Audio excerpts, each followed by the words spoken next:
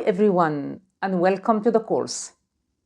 In the last video, we focused on nucleic acids and how they cooperate in the process of gene expression.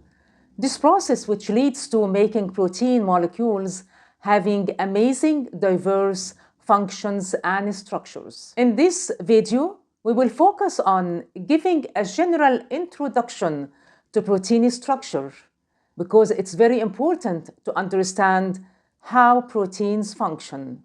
So let us start. We mentioned before that proteins are the workers of life, which cooperate together in many different and wonderful ways to make us living beings, breathe, digest food for energy, move, think, learn, and be creative in many ways to enjoy life. In order to understand how protein molecules are considered the workers of life, we need to look at their general structure and the nature of the building blocks they are made of. So, let's go. Proteins are polymers made of building blocks, monomers, called amino acids. There are 20 different kinds of amino acids from which proteins are made of, and they have widely differing chemical and physical properties, as we shall see. Even though amino acids have different structures, they share a common general structure.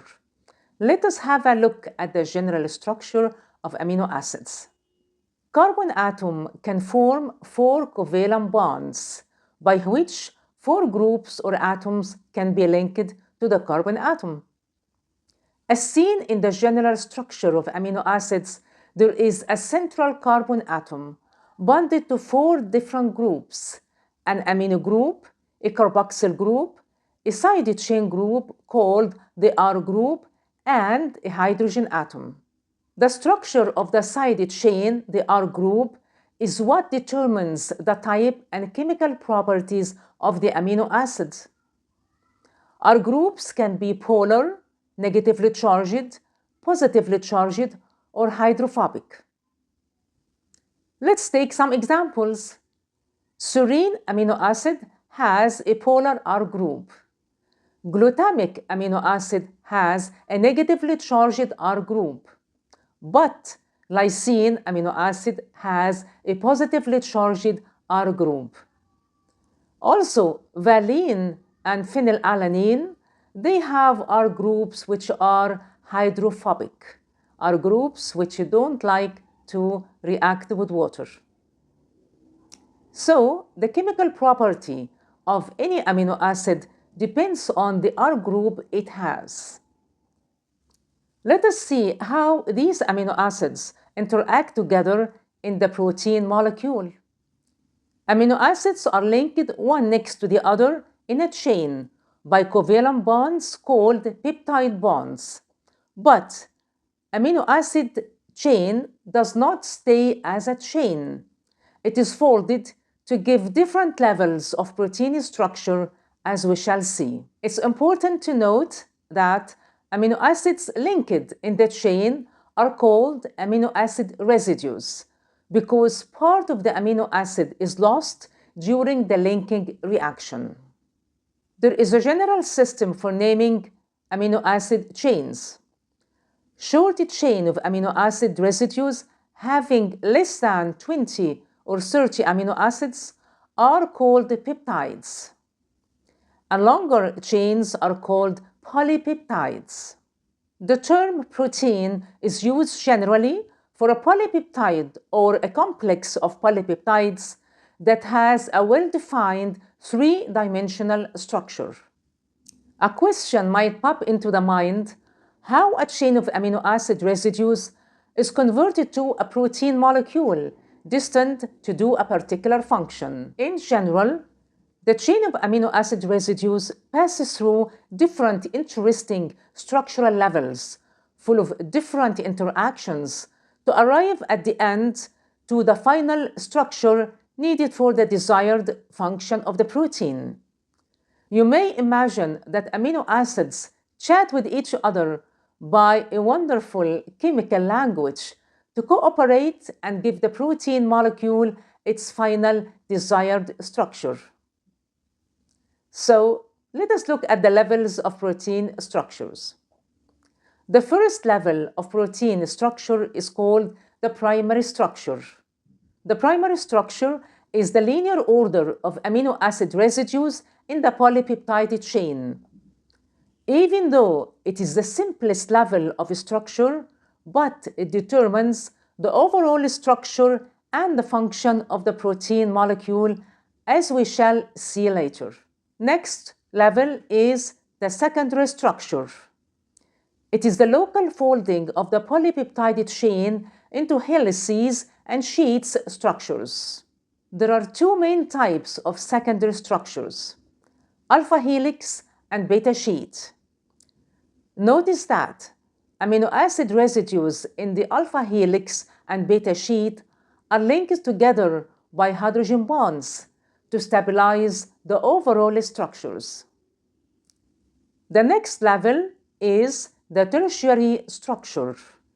It is the long-range folding of all the secondary structures into the final three-dimensional structure needed for the desired function of the protein. By having the tertiary structure, the protein molecule can do many functions such as transporting, catalysis, communicating, breaking down, etc., etc. Some proteins can have an additional level of structure called quaternary structure, in which two or more polypeptide chains associate with each other to give the final structure of the desired protein. A famous example of quaternary structure we get from a protein called hemoglobin. Hemoglobin is made of 4 different polypeptide chains which associate together with each other in particular ways to give the hemoglobin molecule its final unique specialized structure needed to perform its function. One interesting question might pop into the mind: how the small amino acids units influence and shape the final protein structure? Let us see. Because each amino acid residue has characteristic chemical and physical properties, its presence at a particular position in a protein influences the properties of that protein. In particular, as we shall see, the three-dimensional shape of a folded polypeptide chain is a consequence of the intramolecular forces among its various amino acid residues. We mean by intramolecular forces the interaction within the polypeptide chain itself. In general, for water-soluble proteins which move easily in aqueous environment, such as the blood, it is found that the hydrophobic amino acid residues in the protein cluster in its interior part, inside, away from any contact with water, because they don't like to interact with water. Whereas its hydrophilic amino acid residues tend to occupy the protein surface to interact with water. That's why these proteins can move happily in the blood, the aqueous environment in our bodies. So the sequence of amino acids in the chain determines the chemical and physical property of the protein molecule and its shape and function. To further simplify this idea, let us look at an example of how different amino acids interact with each other in the amino acid chain and the role the R group plays in this interaction. For simplicity purposes, assume we have 2 amino acid chains. Each is composed of 10 amino acids and that both have the same sequence of amino acids, except they differ as follows. Chain 1 has a negatively charged R group in amino acid number 1 and a positively charged R group in amino acid number 3.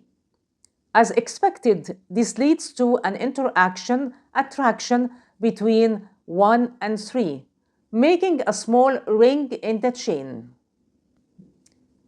Chain 2 has a negatively charged R group in amino acid number 1 and a positively charged R group in amino acid number 9.